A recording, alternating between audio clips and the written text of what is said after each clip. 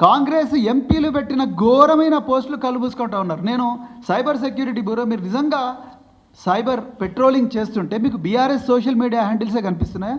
ఇలా రేవంత్ రెడ్డి సైన్యం చూడండి ఎంత ఘోరంగా కేటీఆర్ గారి మీద ఘోరంగా మీమ్స్ తయారు చేసి, అదేవిధంగా కేసీఆర్ గారి మీద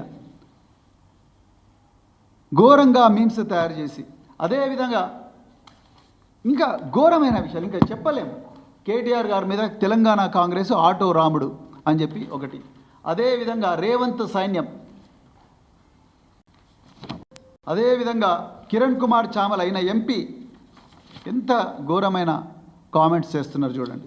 అదేవిధంగా నిన్నగాక మొన్న రేవంత్ రెడ్డి గారిని కేసీఆర్ గారిని పోలుస్తూ ఘోరంగా మనుషుల రెప్యుటేషన్ దెబ్బతీసే విధంగా తెలంగాణ కాంగ్రెస్ డైరెక్ట్గా సోషల్ మీడియా హ్యాండిల్లో చేస్తున్నది.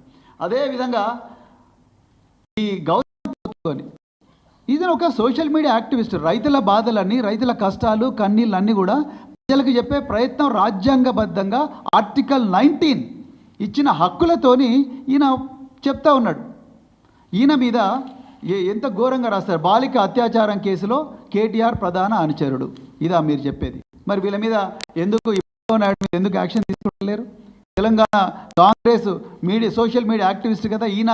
ఈ గౌతమ్ పోతగోని పోయి సైబర్ క్రైమ్ పోలీస్ స్టేషన్లో కేసు పెడితే కనీసం అక్నాలెడ్జ్మెంట్ కూడా ఇవ్వలేదు. Then where is your cyber policing? అదేవిధంగా మన్నే క్రిషాంక్, ఈయన మీద ఎన్నో అక్రమ కేసులు పెట్టిండ్రు. ఈయన ఉస్మానియా యూనివర్సిటీలో స్కాలర్, ఎన్నో అక్రమ కేసులు పెట్టిండ్రు. ఈయన మీద ఏమని రాసిండు? పెళ్ళై పిల్లలు ఉన్నారు కదరా బాబు, ఇంత గలీజ్ దందాలు చేస్తే బతికేందుకని వెన్నెల కిషోర్ అని చెప్పేసి అవుతానో రాసిండు.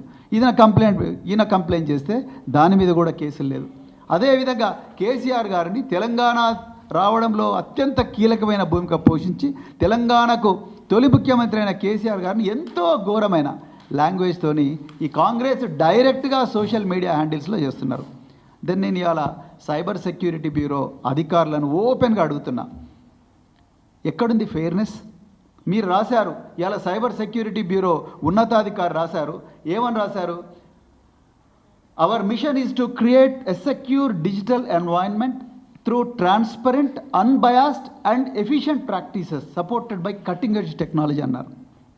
నేను అధికారులను అడుగుతా ఉన్నా, ఎక్కడుంది ట్రాన్స్పరెన్సీ? ఎక్కడ ఉంది ఇక్కడ అన్బయాస్డ్?